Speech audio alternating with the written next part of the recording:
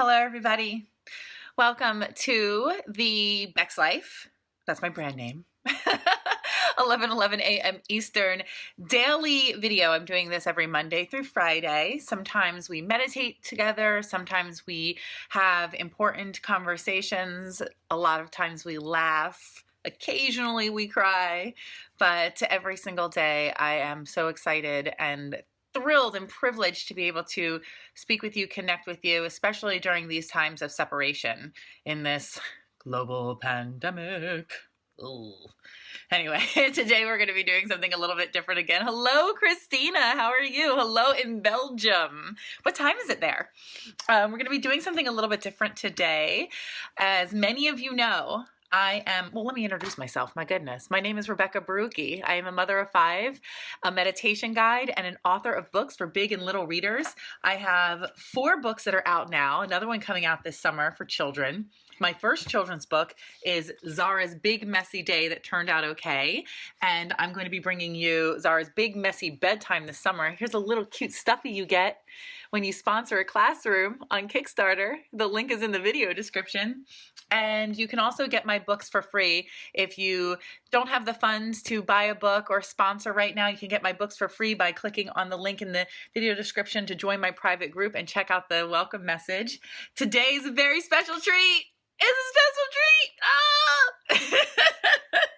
We're not meditating, if you can't tell by my energy already.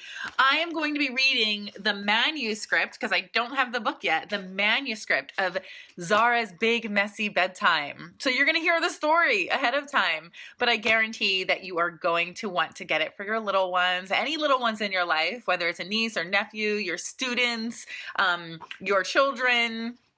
You're going to want to get this book because you are going to want to read it again and again and again. The most common feedback, I get 2 bits of feedback from parents and teachers and librarians and social workers and therapists who have Zara's Big Messy Bedtime. Thousands of kids have benefited from this book already.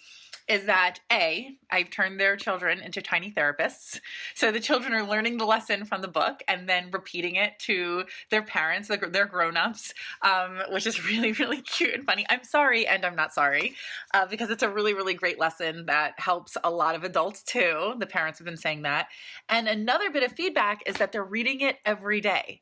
Over and over and over again. They are visiting it in the time-ins, when kids are just not handling their big messy emotions and need a little bit of extra help. They bring out the book and they do the exercise with the kids. So it's a really great story. But let's get to bedtime. Let's get to Big Messy Bedtime, which is not, it's a little bit of false advertising. It's not about getting your kids to go to sleep. It's about change and transition and navigating things that feel really uncomfortable. And I think that we as adults need this lesson, and we need these tools for resilience. And it's so great if you can start when kids are little and teach them young. So it is 5 o'clock in Christina land in Belgium. Eating dinner soon? Zara's Big Messy Bedtime. Story by Rebekah Borucki. Art, which you will not see yet, by Danielle Pioli, but she did draw this. This is my illustrator. And this is Zara and her little dragon, which you're going to learn about in a moment. And we're finding new characters in this story, which is really exciting.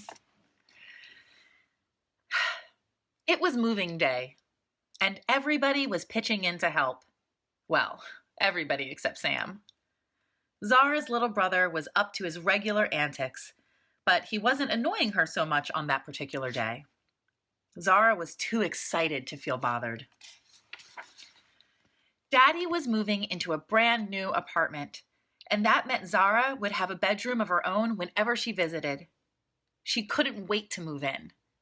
Daddy let Zara paint the walls lavender, her favorite color, and put a sign on the door to keep Sam out. It was a long day of packing and moving and unpacking and putting things away. Zara and Daddy were exhausted. Sam was tired too, but from playing, not from helping. Unlike Sam, who protested loudly about going to bed and took forever to settle down, Zara looked forward to bedtime. Mama helped her make a routine that she practiced every night. Brush teeth, put on pajamas, Read for 20 minutes. And Zara's favorite part? Share any big messy thoughts or feelings with Worry the dragon. Zara named her favorite sleep buddy Worry because it was so easy to tell him whatever was troubling her. So Worry would take all her messy feelings and he would hold them for her when she went to sleep so she could rest easily until the morning. Time to get ready for bed, Daddy called out from the kitchen. Zara brushed her teeth with her new sparkly toothbrush and put on her new pajamas. She grabbed Worry and her library book and jumped into her brand new bed. In just a few minutes after she put down her book, Zara would be fast asleep. But many minutes passed, then more, then some more, and Zara was still wide awake. Falling asleep was impossible. Her new pajamas were stiff and scratchy. The traffic signal outside her window clicked and clacked noisily. And what's that weird shadow in the corner? Zara wondered as her eyes grew big as saucers. I hate it here. I want to be in my bed at Mama's. Zara was tired the next day.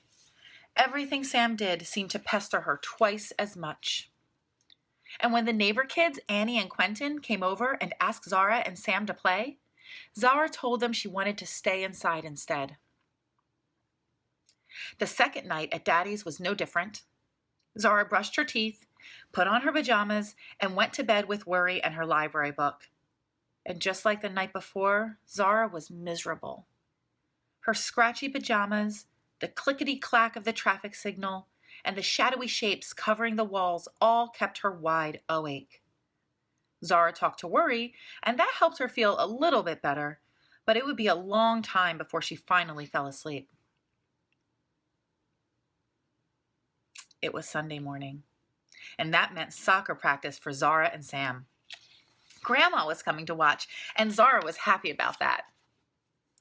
But Zara was tired, and she couldn't run as fast or pass the ball as well as usual. Grandma noticed and talked to Zara after practice. What's wrong, sweetie? You don't seem like yourself. I'm so tired. Everything is so different at Daddy's, and I can't sleep. I like visiting him, but I miss my bed at Mama's. I understand, said Grandma. Getting used to new situations can be hard.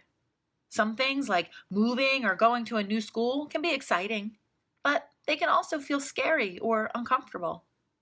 It's normal to feel more than one feeling at once, or all kinds of feelings at once. And sometimes we need extra help, even when we're exactly where we want to be, doing exactly what we want to do. Listen to that, adults. It's normal to feel different, conflicting feelings at once, even when we're doing something that we love, right? Zara was listening. Would you like to hear something that worked for me? Asked Grandma. Yes, please, Zara replied. I have a poem that I say to myself whenever I'm trying something new and feeling a little worried or uncomfortable. It helps me talk about what's bothering me, but it also helps me see the good parts. Name one thing that's not so great. Now, another thing to celebrate.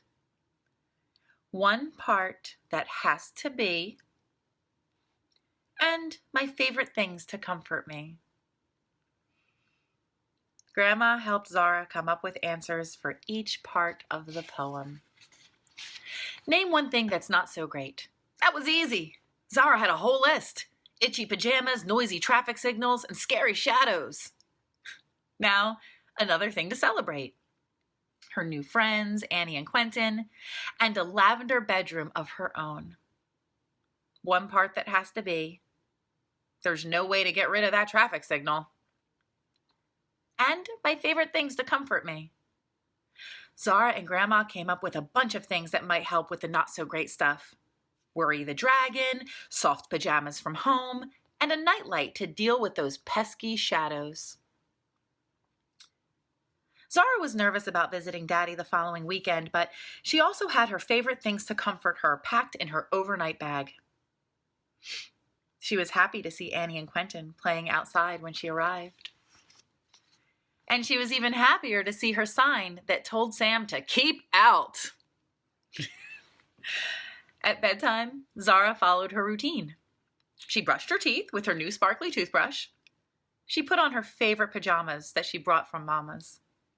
She grabbed Worry and her book and climbed into bed. And when Daddy came in to say goodnight and shut off the lights, he turned on her new nightlight.